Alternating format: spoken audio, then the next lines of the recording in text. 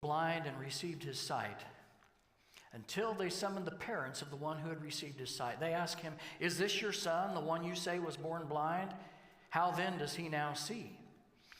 "We know that this is our son and that he was born blind," his parents answered, "but we don't know how he now sees, and we don't know who opened his eyes. Ask him. He's of age. He'll speak for himself." The parents said these things because they were afraid of the Jews, since the Jews had already agreed that if anyone confessed him as the Messiah, they would be put out of the synagogue, banned from the synagogue. And that's why his parents said, "He's of age, ask him." Now, being put out of the synagogue is not something that we really understand in our culture. Okay?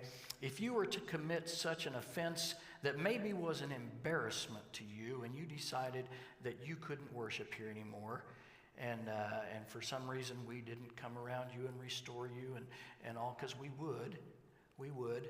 But if you hypothetically committed an offense that you felt like you couldn't worship here anymore, or that we felt like maybe it was inappropriate for you to worship here for a time, and we said, "You need to go someplace else," you could walk out onto our parking lot and you could see at least 3 other places of worship just within view here. You could go through town and you could find multiple places where people gather to worship each week. You could say, "I'll just watch online." There are a lot of options that you would have. Not so then. The synagogue was not just a place of worship. It was a place of community gatherings. It was a place where decisions were made, where policies were made. It was a place of worship, the one place where you could go and worship God together. The closest thing I can think in our day, in our time, in our location here would be if you were part of the Jehovah's Witnesses and you decided to leave that faith. And last Sunday, we had a young couple here who had done that. They were visiting from out of town and sought me out because we have a mutual friend. But I was sharing with them, and they talked about being shunned. And that's what happens if you leave the Jehovah's Witnesses faith. If your employer is a Jehovah's Witness, you no longer have a job. You no longer have family. You no longer have community.